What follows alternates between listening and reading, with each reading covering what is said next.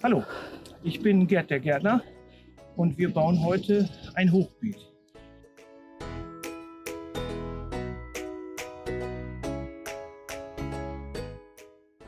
Wir bauen unser Hochbeet aus Lärchenholzteilen und wir wollen, dass das Holz möglichst lange hält.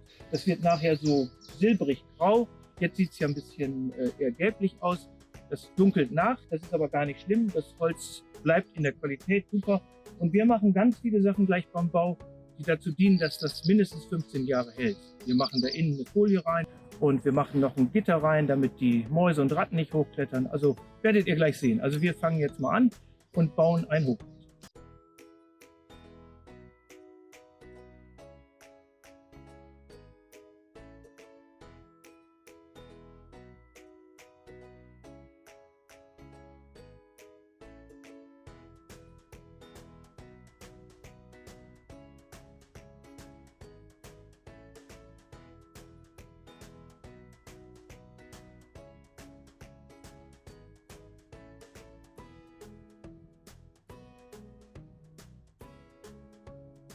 Und damit uns das Hochbeet nicht von unten weggammelt, machen wir da einen sogenannten Mauersperrstreifen rein.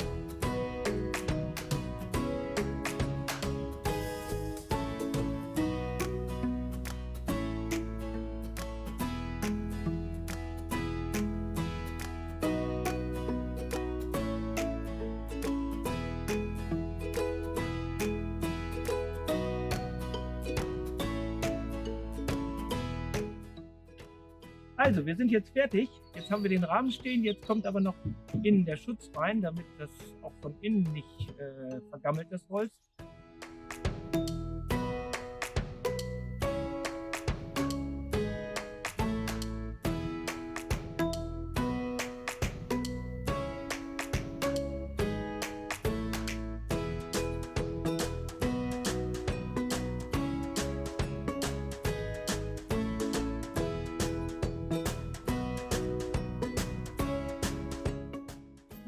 Kühlen. Das Prinzip ganz einfach, erst die groben Sachen und nach oben immer feiner.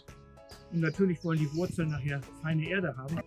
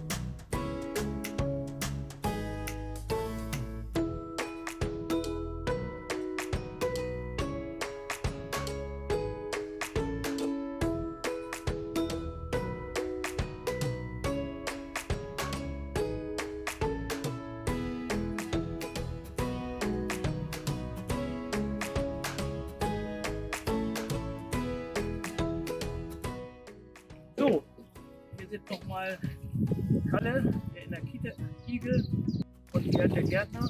Und wir haben das Hochbeet jetzt fertig. Und ihr seht, das ist bepflanzt. Da sind ganz viel Kohlpflanzen drin, ganz viel Salatpflanzen. Ja, also jetzt kann der Spaß losgehen. Jetzt brauchen wir nur noch Sonne und Wasser und gucken ab und zu mal, wie das Wachstum vorangeht. Und in 2 Wochen können wir schon den ersten Salat machen.